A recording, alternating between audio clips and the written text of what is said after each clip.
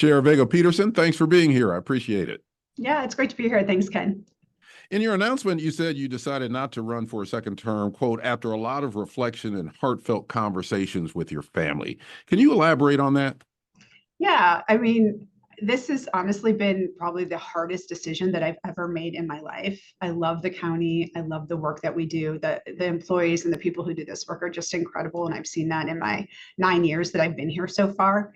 But it's also the work also is really all encompassing. And, you know, I ran for office for the first time, and my kids were 18 months old and 3 years old when I decided to run. And all they've ever known is me in this kind of public service, public work. And as my daughter is getting ready to graduate high school and go to college, I really thought about what I wanted that next year to look like and what I wanted, how I wanted to be spending this time. And it was really that was the big factor for me in deciding not to seek a second term. It's no secret that you have not been the most popular government official in the area. How much did that factor into your decision not to run? It honestly didn't really because I think that like when the polling came out and I was like polling very low, they were like, well, another, elected official who polled like in similar range was Deborah Kafori during her first term. And she went on to win her second term, fairly straightforwardly. And so for me, that was one of those things. Like, I think that it would have been a campaign that I could run and win, but it was just a question of, is that where I wanted to be focusing my time when there is so much work still to be done at the county? I've got this full year with a lot to do, and spending that time and having a little more balance with my family, and especially at this important time during my daughter's life. At one time, and this was in 2021, I think, there were big billboards downtown, essentially blaming you and former DA Mike Schmidt for Portland and Multnomah County's problems. You couldn't avoid seeing them. How did that affect you to be able to see that every day and have to deal with that kind of reputation?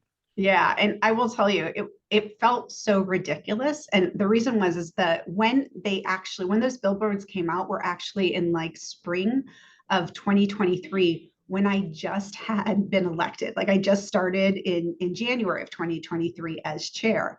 And I think the thing on the billboard, something like, Jessica Vega Pederson has wasted billions of dollars of taxpayer money. And I was like, I'm like 3 months into my term. We haven't even spent $1 billion this year at the county yet. So it was one of those things which was totally for, political purposes. It wasn't based in reality. I think it was trying to connect, my politics or whatever with Mike Schmidt's, and it just felt not very truthful, not very realistic. But it definitely had an impact, Ken. I know that there was one on the at the west end of the Morrison Bridge. And honestly, that was the route that I drove every day to take my child to school. And every day, like, it was there on the outside. I ended up actually changing the route that I used to take my kid to school just so that they wouldn't have to see that every day, and so, and I also think that, think about that time in what was happening with Portland and what was happening with Multnomah County. Like, we were coming out of the pandemic. We really wanted to, like, I was invested in coming in as a new chair of changing, the work that was happening, the way that the work was being done, especially the partnership between the city and Multnomah County. And it really felt like at a time when people were looking for partnership and cooperation and really wanting to see Portland and Multnomah County thrive, we had like so many dollars spent on these like billboards that were negative and bringing down our city and bringing down and sending these really negative messages. So, I think it was, a real like, disservice, honestly, to what was happening in Portland and what was happening in Multnomah County and the really good work that I know that I was here to accomplish. You've touted one of your successes as the Preschool for All program, which started in 2021 with a tax on high-income earners. But critics say taxes like this are one reason why people are leaving the county, and there have been some questions about the funding structure and how effective it is. Make your case for preschool at all, and what needs to be adjusted or changed. Yeah, Preschool for All is having such a positive effect for thousands and thousands of children and families in Multnomah counties. Starting in September of 2021, we have had 3 and 4 year olds who have had an opportunity to have a joyful preschool experience. We have had families who have been relieved of the burden of having to pay for preschool costs that oftentimes are higher than mortgage or rent rates that they're paying. We've had living wages for preschool workers and stable income coming in for providers. And what that's allowed is for small business owners, entrepreneurs, mostly who are women, and a lot of times women of color, to grow their businesses, to expand their businesses, to provide resources and stability to families in Multnomah County. That's been a really powerful thing. And one of the things that has always been important to me as we're talking about the impact of this program, the potential of the program, is to make sure that we had a revenue system that was going to be stable and sustainable to get us to universal access so that every 3 and 4 year old in Multnomah County could be served. That's exactly what we're looking at right now. So, I mean, there have been reports that people are moving out and not. We actually have some updated data that I think is going to be coming out fairly soon that talks about that. For me, if we have a revenue mechanism that is pushing out the people who pay it in a way that makes the program unsustainable, then that's not the right revenue mechanism. So that is exactly the kind of conversation and the questions that are being asked right now in a technical advisory group that is convening and meeting over the next few months to dig into that. To make sure that we have the resources we need to get to universal access, to provide and fulfill the promise that we have had to voters who passed this by a 2-to-1 margin in 2020. And so the Board of County Commissioners will be getting those recommendations in spring of 26, and then we'll be doing our own deliberations and conversation about the future of preschool for all. But I think that one thing that has been very discounted in the conversations that are happening is the benefit to the families in Multnomah County, the workers in preschool programs, the economic impact, the positive economic impact that's happening right here. And I will say also, like, the state of Oregon has relied on income taxes as the majority part of our budget for years. I mean, this is something that was really clear when I was on the revenue committee in the legislature. So this isn't a different or abnormal tax mechanism, but it is something that I think that as we're going forward, we want to make sure it's stable and sustainable for those children, families, and workers in Multnomah County. I know you're the Multnomah County chair, not the chair of the state of Oregon, which would be Governor Kotek. But what about the overall argument that with this tax, things like the transportation bill that is going to the voters and the taxes associated with that, the overall tax burden, people think, especially in the Portland metro area, is getting to be a little much. So what do you think about that argument in the overall sense of taxation in Oregon? Yeah, I mean, I think it's something that we have to pay attention to as a state. I mean, I think the whole thing about the gas tax that the legislature passed being referred to voters, right? That was something that I think when I was in the legislature and they were talking about a transportation package when that was successfully passed the year after I left, that was negotiated with kind of an understanding of who might be referring it to the ballot and trying to get a package that wasn't going to prompt a referral. And it doesn't seem like that happened this time, obviously. I do think that we have to be really cognizant of the overall tax burden. I participated in some of those, the Central City tax groups that were looking at no new taxes or fees. And that was a commitment that we had at the county as well for the last couple of years. So I do think we have to have cognizance of all of that. I will say, I think it's not just the tax burden, but it is also the cost of living in general that is so hard for people right now. You look at how much taxes have gone up in combination with things like rent, like the rent burden on people right now. We know that it's actually unaffordable for so many folks to live within the city of Portland or even Multnomah County. You look at property tax rates and all of that. So I think we have to be taking a look at things in totality and really figuring out how we can, make everything more affordable for folks here. On the issue of the homeless, Multnomah County did increase the number of overnight shelter beds significantly under your tenure. But the latest point in time count shows that there are still a large number of homeless people on the streets, more than we've seen before.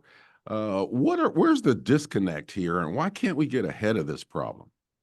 Yeah, one of the things that I've been really proud of over the last few years that I've been chair is our ability to have more and better data to understand the people who are experiencing homelessness, the numbers of those folks, where they're coming from, what is working to help people move into permanent housing and more stability.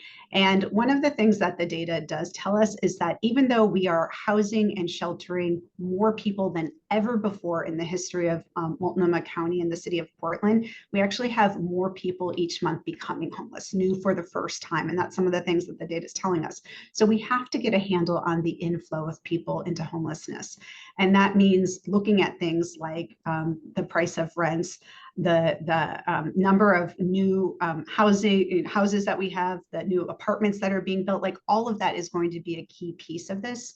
And then we also have to make sure, and this is something that I'm really focusing on in the next year, is how we can make sure we're resourcing the system adequately, meaning like we have enough dollars for rental assistance to somebody who's in a shelter so that they can move into housing and be stably housed, have the services that they need to support them. So then that shelter bed can open up and somebody can be coming off the street to use it and start on that journey. So that is something that I'm really committed to, working really closely with the mayor.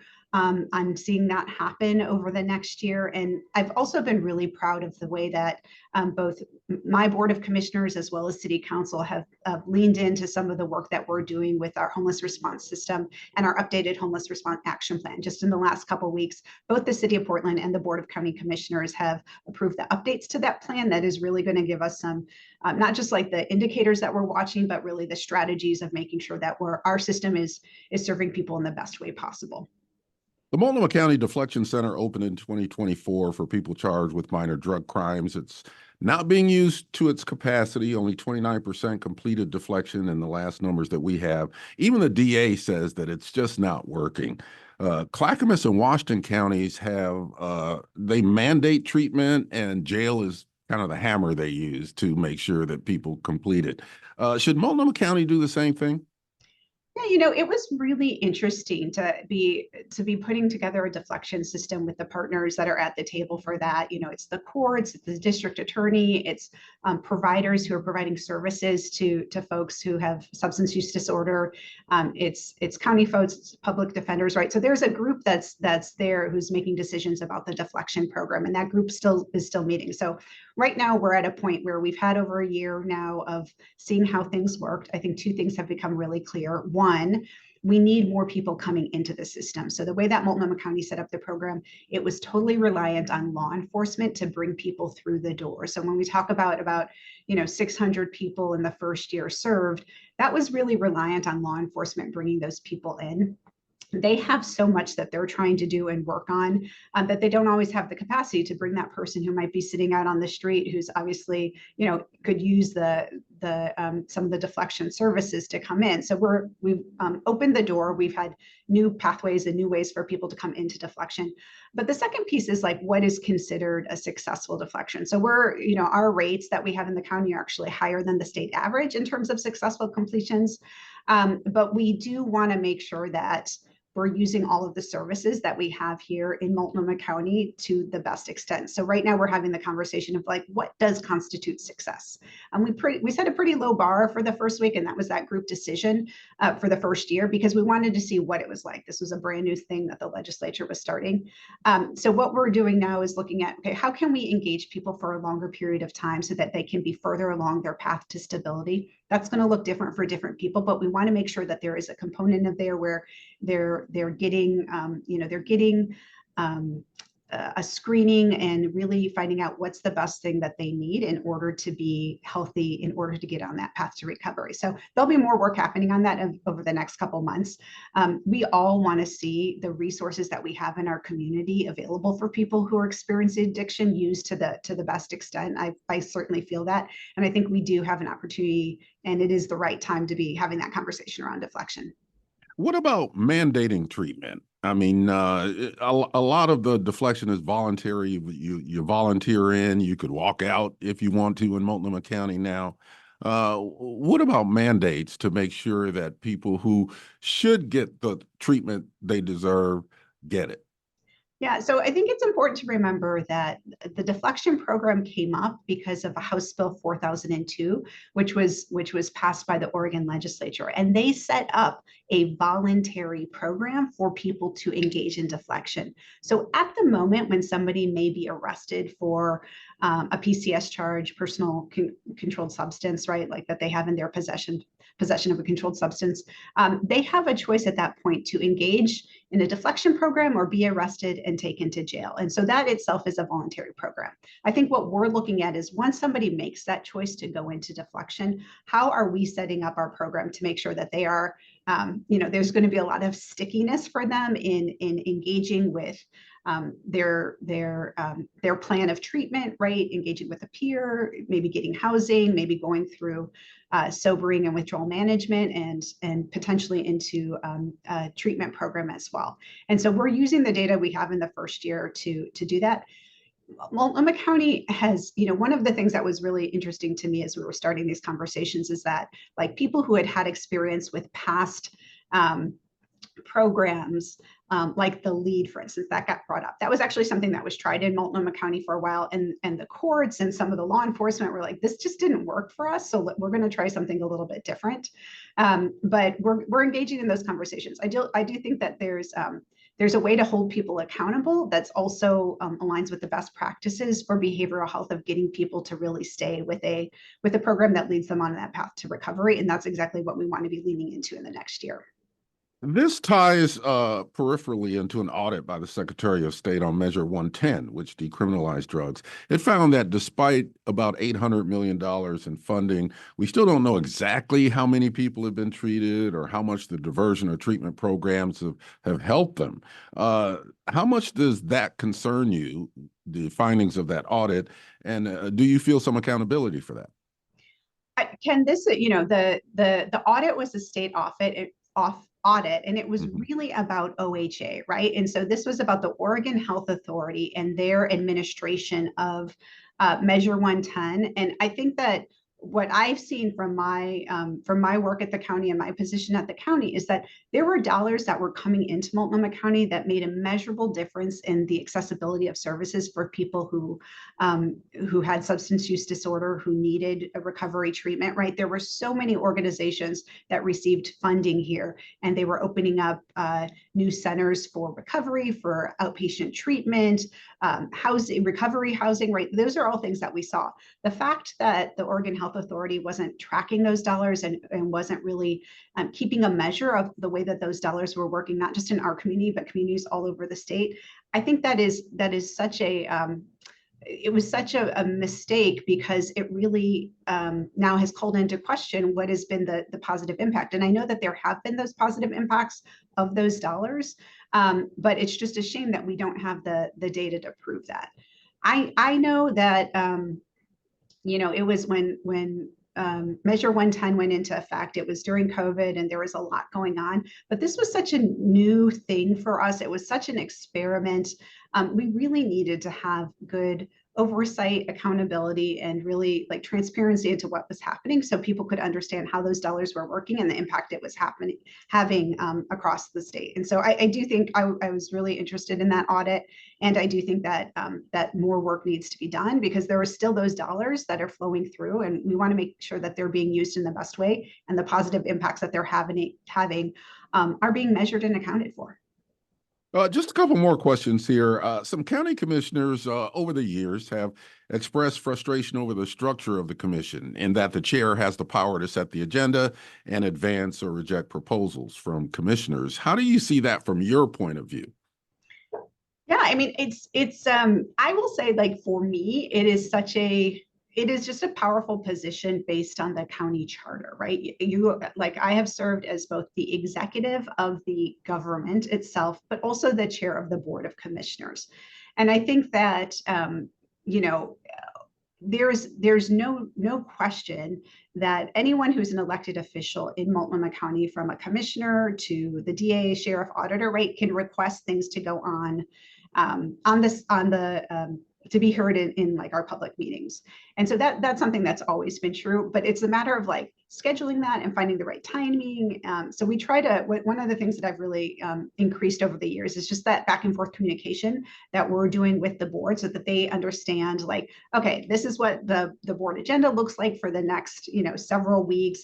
These are the meetings that are already full. These are the meetings that have space, to try to work better with them so that we're finding time to make sure that the things that they want to have discussions about, that they want to bring forward, that we do have time to have that. And I think you've seen, I think over the last couple of years, there's been a really big change in that we are having more work sessions with public conversations, that we're able to engage and have public dialogue about, an audit, an ordinance or a resolution or a policy that people are bringing forward. And I think that's been really helpful. I think the work that we just did, for instance, on responding to the immigration enforcement that's happening in our community, we had a board briefing on it, we had a board work session on it, and then last week we were successfully able to pass a resolution unanimously, as well as a budget allocation, to really get those resources out in the community. And I think that's a really important model that we're trying to use for all of the policies that bring forward, so that we can, as a board, feel good about what we're voting on, that we have time to have these discussions in a public way,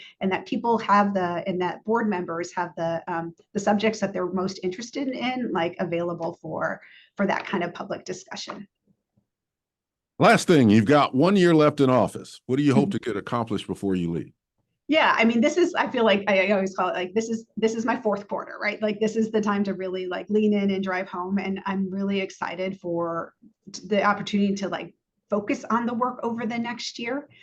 So for me, it's making sure that Preschool for All has the stability and the resources it needs to reach universal access and to continue to be, that source of education and economic power in our community. It is making sure that our relationship with the city of Portland, as well as the other cities in the county, in terms of our response to homeless services, is as strong as it can possibly be. That partnership is something that I spent a lot of time developing and working on when I came in as chair, because it was not good between the city and county when I first came in. We've had a 3-year IGA. Like I said, we just updated the Homeless Response Action Plan, and that was passed by both legislative bodies on either side of the river. And so really making sure that we have a strong system in place for homeless response. And we're seeing on the ground, we're seeing the positive impacts of that system at work for the people who are experiencing homelessness.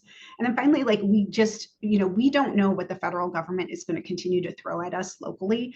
I'm proud of Multnomah County's response. I'm proud of our entire state's response to that. And that's something that I'm going to, continue to make sure that we are representing our community's values, that we are standing up for the people who live in Multnomah County, and that we're doing everything we can as a local government to be a positive force, no matter what the federal government is throwing our way. Multnomah County Chair Jessica Vega Pederson, thanks for being with me. Thanks so much, Ken. And that should do it. All right. Now, is this one of your first one-on-ones since you made the video announcement last week? It is. It is my first one-on-one. Oh, okay, good. Yeah. I'm going to promote that on TV. Great. You can say that. And it's just so funny because we got a lot of requests, but I just was packed. Like, my schedule was just packed. I think, we had to wait till today to actually do that. So that's what I told Lindsay. I was like, I wonder now that this is going live, we're going to get more requests again, because people are like, oh, she's actually has like the ability to like respond to those. So we'll see. All but right. You got the first. So that's all right. Well, thank you very much, Chair. And have a great day. Good holiday too. You too. Yeah. Happy holidays. Bye, Ken. Bye.